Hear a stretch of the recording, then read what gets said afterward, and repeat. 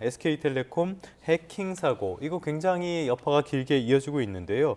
어제 두 번째 청문회가 있었습니다. 그런데 SK텔레콤 쪽에서 우리 잘못이긴 하지만 위약금 면제는 그래도 어렵다라는 입장을 밝혔다고 해요. 보셨습니까?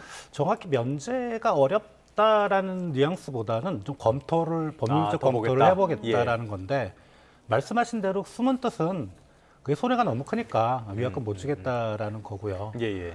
그게 이제 그 SKT 쪽의 그 회사 쪽의 규정을 보면 회사에 중대한 귀책 사유가 있을 때라는 건데, 그 귀책 사유는 저도 이제 뭐 법률가가 아니기 때문에 과연 있는지는 좀 판단을 해봐야 되는 부분인데, 일단 뭐 그 개인정보보호위원회 발표에 따르면 주요 시스템에 백신이 안 깔려 있다 그래요. 네. 이 정도면 귀책 사유가 되지 않을까? 뭐 저는 법률적으로 잘 모르지만 아무튼 그런 생각이 들고요. 뭐 지금 좀 첨언을 하자면은 그 이제 기존의 사례를 우리가 이제 많이들 얘기를 하는데, 그때는 뭐 소송을 걸어서 뭐 조금씩 뭐 10만 원 요 정도 받았던 게 옛날에 뭐 KT 사태도 있었고요. 뭐 그런 정보 유출 사태가 조금씩 있었는데, 그게 2008년, 뭐 2012년, 2016년 이런 세 가지 사례가 있는데, 그때를 SKT가 좀 생각을 하는 것 같은데, 그때도 뭐 처음엔 좀 소란스럽다가 이제 가라앉았거든요. 그 배상액도 얼마 안 됐고. 근데 가장 최근 2016년만 해도 벌써 10년 전 일이거든요. 그때하고 지금의 사회 분위기는 전혀 다릅니다. 개인정보 유출에 대한. 그리고 또 하나는 지금은 어떻게 보면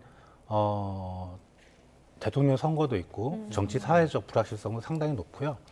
최근에 한국 경제가 몇 년 동안 코로나 이후로 상당히 좀 저성장이 되는 바람에 취약계층이 많이 어렵고 사회 내 갈등도 상당히 좀 심각해져 있고, 이럴 때 특히 이제 선거와 맞물려서 여당이든 야당이든 SK를 때릴 수가 있어요. 왜냐하면 기업은 투표권이 없거든요.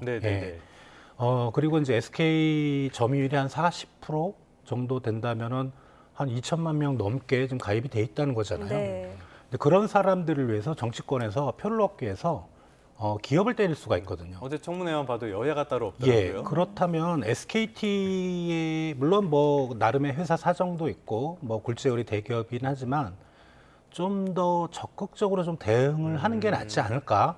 저는 개인적으로 그렇게 생각이 됩니다. 네. 결국에는 말씀하셨듯이 귀책 사유의 기준이 관건이 될 것으로 보이는데, 지금 집단 소송도 본격화됐다고 하거든요.